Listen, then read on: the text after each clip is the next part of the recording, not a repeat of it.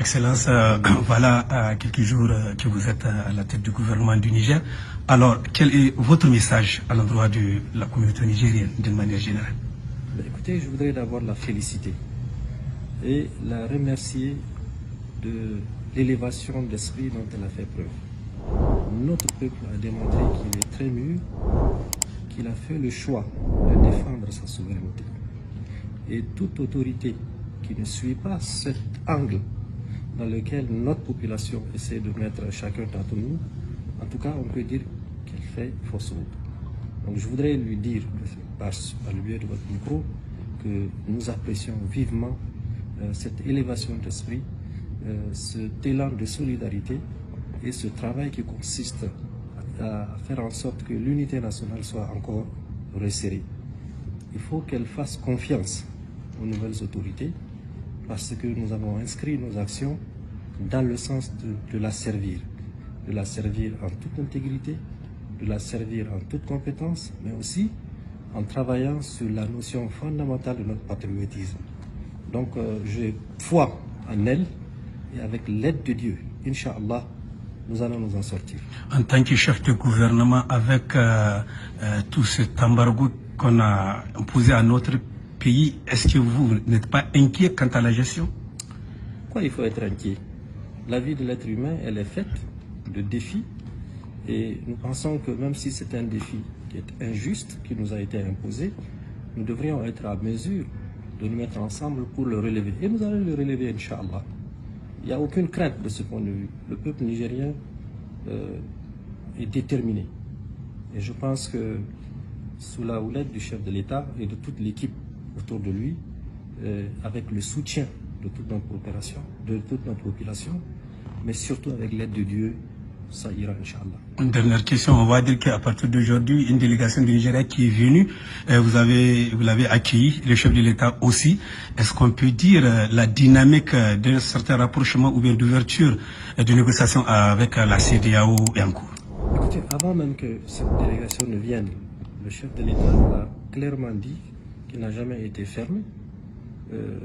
Quel intérêt il a à se fermer vis-à-vis de toute initiative qui va dans le sens de servir ces populations?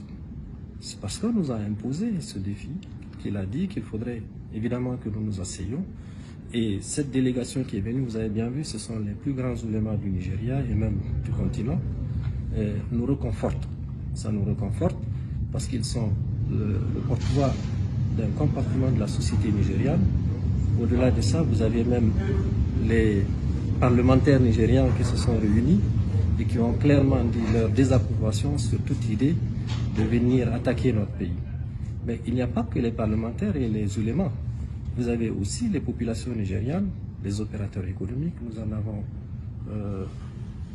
entendu la plupart d'entre eux et ça nous reconforte parce que notre plus grand voisin, c'est le Nigeria, on le sait, 1500 km que nous partageons de frontières. Si vous prenez de Difa en passant par Zander, Tawa, Dosso, je n'ai pas oublié Maradi, c'est des populations de part et d'autre, elles sont toutes les mêmes. Donc nous avons tout intérêt à travailler, à sauvegarder cette relation qui est extrêmement importante, qui est historique, et évidemment que cette organisation qui s'appelle Communauté économique des États de l'Afrique de l'Ouest puisse travailler sur des questions purement économiques, d'abord, parce que le principe fondamental de solidarité, c'est de travailler à permettre à tous les États qui ont accepté cette intégration de pouvoir faire en sorte de créer les conditions de richesse un peu partout et distribuer, de faire en sorte que chacun des pays bénéficie de cette solidarité.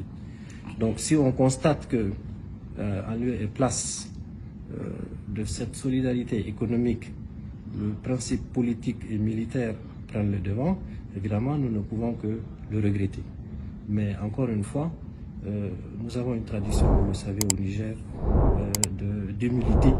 L'humilité, le Nigérien, Dieu l'a fait pacifiste et pacifique. Et nous voudrions très rapidement qu'une solution soit trouvée et puis que notre pays reprenne une vie normale. Merci.